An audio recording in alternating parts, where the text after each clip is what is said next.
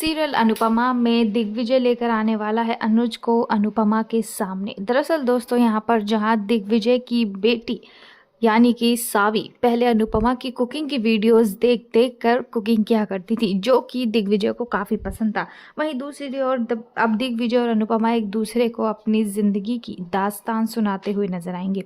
अनुपमा दिग्विजय पर काफ़ी ज़्यादा चिल्लाती है और उससे कहती है कि वो अपने नियम कायदे कानून अपना दुख दूसरों पर नहीं सौंप सकता। वहीं दूसरी ओर अब दिग्विजय अनुपमा से कहता है कि तुम्हें बहुत शौक है दूसरों की ज़िंदगी में दखल अंदाजी देने का, तो अब मेरी ज़िंदगी की दास्तान सुनो।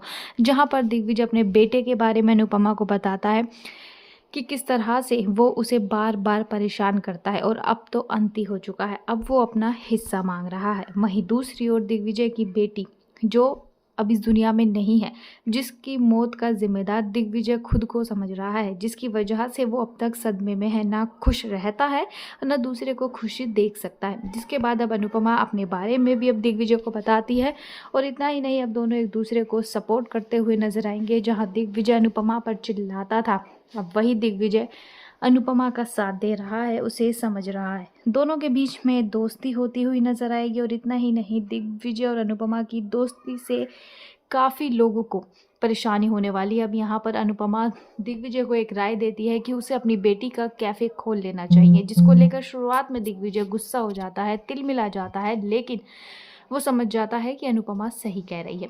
यहाँ पर अब दोनों अपनी ज़िंदगी में आगे बढ़ते हुए नजर आएंगे और इतना ही नहीं, अब दिग्विजय अनुपमा को कुछ ऐसा बताता है जिसे सुनकर अनुपमा दंग रह जाती है और वो कहता है कि मेरा दोस्त था अनुज। जी हाँ, यहाँ पर दिग्विजय अनुपमा को बताता है कि अनुज उसका दोस्त रह चुका है और इतना ही नहीं, हर वक्त हर पल अनुज सिर्फ अनुपमा की बातें किया करता था। ये सुनकर अनुपमा की आंखें नम हो जाती हैं। सीरियल में आया ये ट्विस्ट आपको कैसा लगा? कमेंट सेक्शन में अपनी राय ज़रूर से ज़रूर दीजिएगा।